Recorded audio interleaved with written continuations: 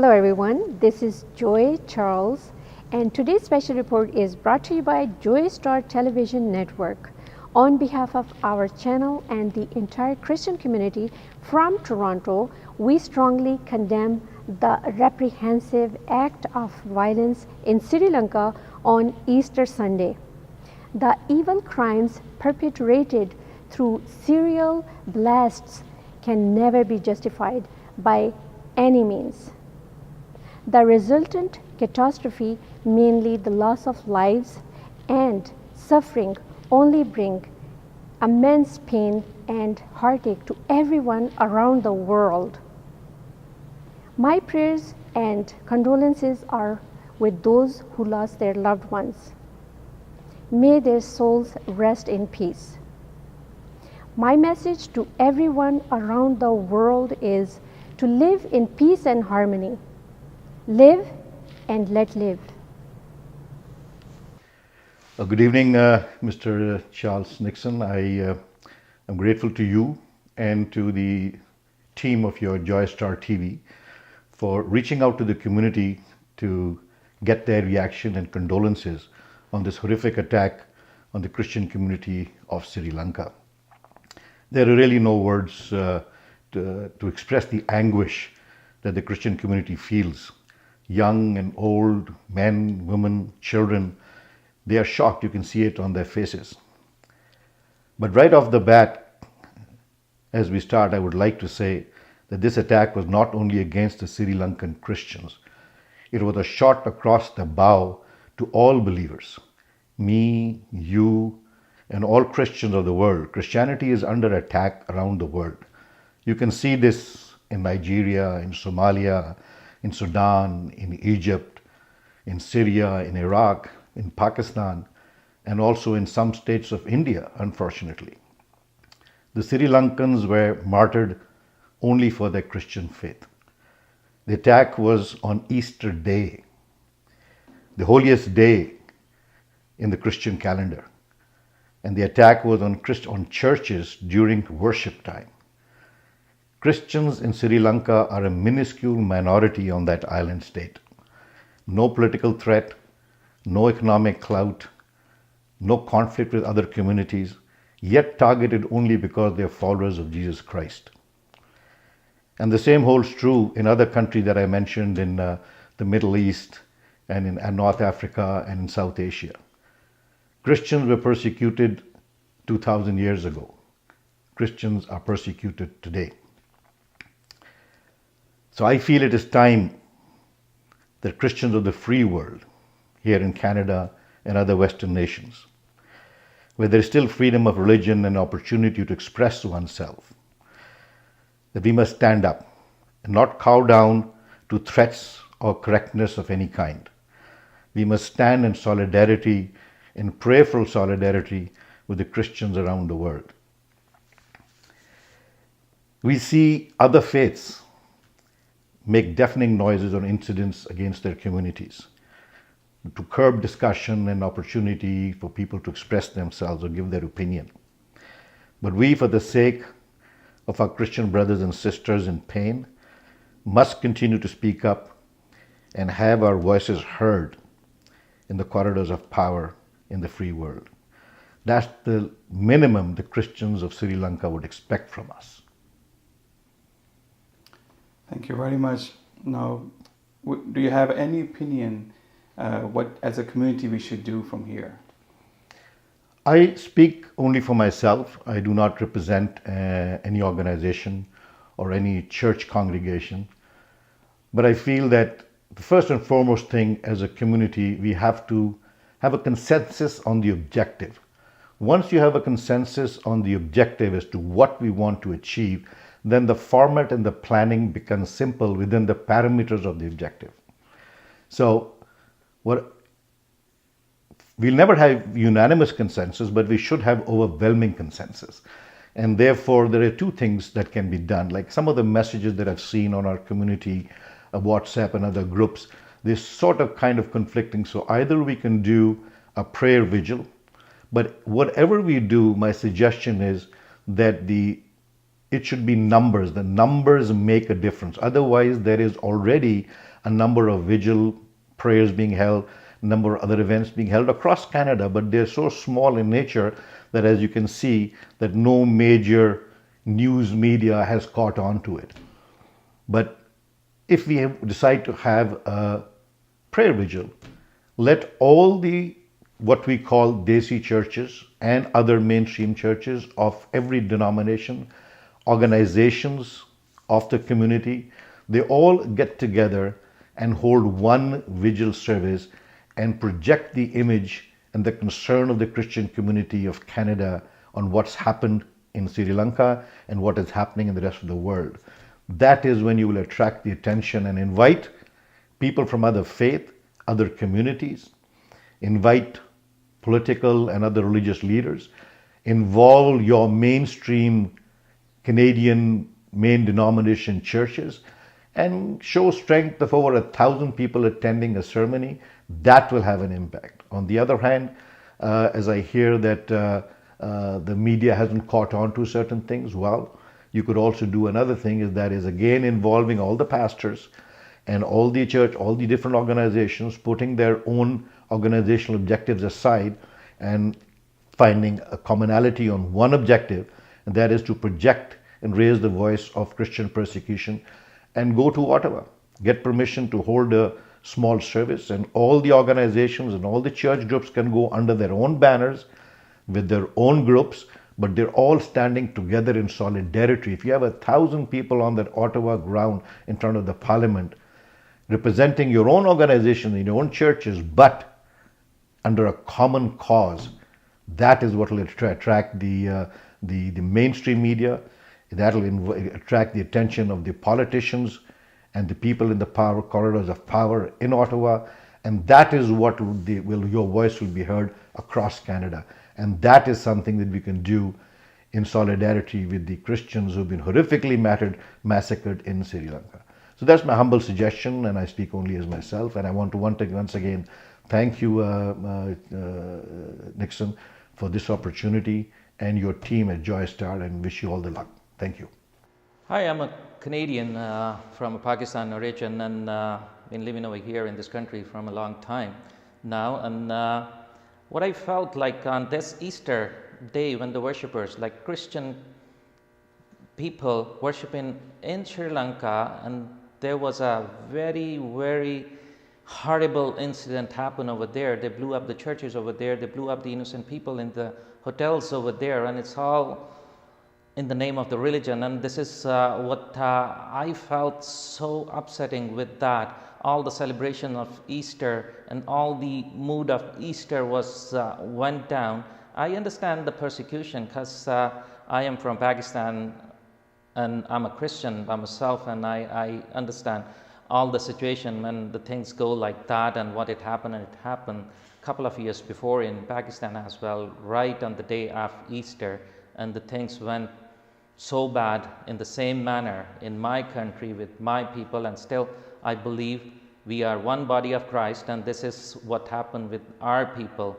It's something which is the thinking of the people, that the people think like differently these days. They don't even understand, like we are all one, like people are working for the peace in the world, but right now some people are working like against them. This is devil, because the Easter's messages of life, and the devil comes down to take away that message from us and want to destroy everything in this world.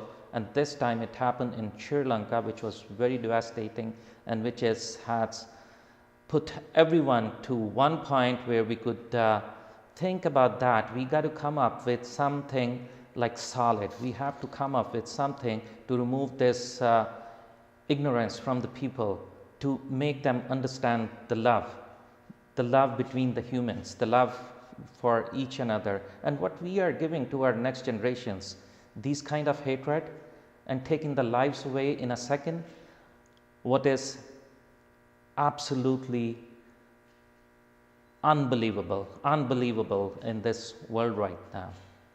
At this point, while talking to the people, like all the friends, all the people you know about this, and everybody's against this kind of violence, against this kind of actions but I don't know what kind of people they are out over there, like who could do and go up to that extent and take the lives of the innocent people in a blink of an eye.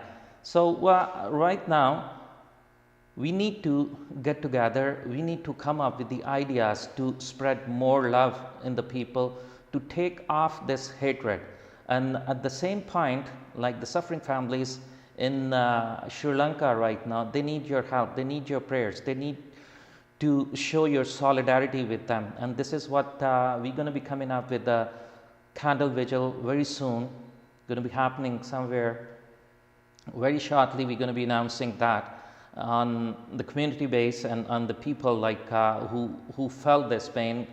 And on the other hand, what I would like to request the government officials, especially the government right now, to take an action, rapid action, to take care of the people who lost their loved ones, who lost their families over there. So many people were over there, like who went from the outer countries, they lost their families over there. So many people who have lost their half of the family and they are nowhere right now. So what I could request the government officials over here, so please come up with a solid plan, because we are lacking so much right now from the leaders, Canadian political leaders.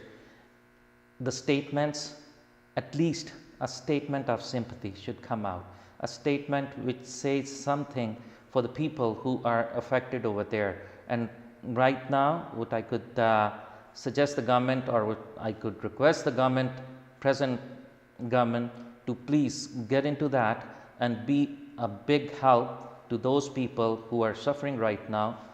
Please be a real peacekeeper right now, peace in the families and peace in everyone by doing something great for those affected people. And this is what I want to say, this is what I want to express my feelings at this point of life, and I'm feeling that it's something unbelievable going on in the world right now. And in the last, what I would like to say, thank you to Joystar TV, and keep watching Joystar TV. They are doing a phenomenal job in the community, and what is needed in the community, they are trying to fulfill that, and please, they need your help, and please come forward to help them out and watch them regularly. Thank you very much, and God bless you all. Let me start by saying that my heart goes out to people of Sri Lanka on this tragic event. I'm also outraged that the government of Sri Lanka knew about this and was told about this or warned about this upcoming potential event and did nothing about it, which begs the question, why? Are they so insensitive to the human lives in general and Christian lives in particular? But I leave that question for you to ponder. When I woke up Easter morning, which was a Sunday, and I saw the news, actually I saw it on social media when I picked up my phone, that there was a bombing in the church, in hotels, 8 different places. Initial count was 138 people were killed and many hundreds were injured. My heart sank. Not again. A bombing on an Easter day. And it led me to when I was in Pakistan in 2016 and there was a bombing on Easter day in Gulshan Park, Lahore. It's happening so often and people are becoming so insensitive to it that when I turn on the TV channel, I did not find much coverage about it. And it's unbelievable that such a tragic event and there was not much news. Subsequently, there was some much coverage, but not to the same degree as in some other events. So it's very, very sad to hear that. Even the coverage, even when I looked at some of the Twitter feeds, and even when people like President Obama and Senator Hillary Clinton, Secretary of State, were using the words like Easter worshiper. They invented these words. I never heard words like Easter worshiper. They were or Christ worshiper or Christian. I don't know why people are so afraid to call Christians Christians and Christian event Christian event. Why they are afraid to use the word Christian? It seems like there is a war on Christianity around the globe, and people are becoming so insensitive to it that they accept as a norm. There's a global persecution of Christians, and in many countries, in in Asia, in Middle East, and in some of the African countries. Every day, many Christians are being killed, and there is not much reporting on that. And why is that? And I know that as a Christian community in Canada, we are doing some lobbying to stop this persecution, and we are raising our voice against the Christian. And Mr. Tanveer Joseph just spoke before me, and we are collectively taking some action to prevent that. And hopefully, we are appealing to the governments around the globe to take some collective action to prevent these kind of events from happening. And towards the end, I want to quote a couple of verses from the Bible. One is in Psalm 116, "The precious is the death of the righteous in the sight of the Lord," or "Precious is the death of the righteous of his faithful servant." So our assurance is that their death is not in vain, but it's in precious in the sight of the Lord. And in heaven, they are being welcomed by the angels, and they got a crown of life. And I want to just quote one verse from the Bible, from Revelation, and it says,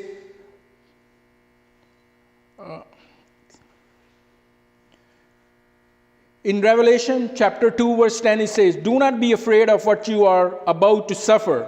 I tell you, the devil will put some of you in prison to test you, and you will suffer persecution for 10 days. Be faithful even to the point of death, and I will give you life as your victor's crown." So today, even they are physically gone. The terrorists have taken their lives away, but they have a crown of life which can never be taken away from them. And that's our assurance, that's our hope, that we will see them one day again. They lost their life in faith, and we will see them once again. And I want to thank Joy Star at the end for recording this and doing such an amazing job and covering issues like this. Thank you. Hi, this is Nixon Charles, and you're watching Joy Star Television Network. Today we are bringing a special report regarding the victims of the attacks in Sri Lanka. Many innocent people were killed at the hotels and at the churches during the Sunday Easter service. We want to convey this message to the victims and their families, that we stand with them and they are in our thoughts and prayers. The purpose of this special report is to bring the awareness about the persecution of the Christians in Asia, Middle East, and Africa.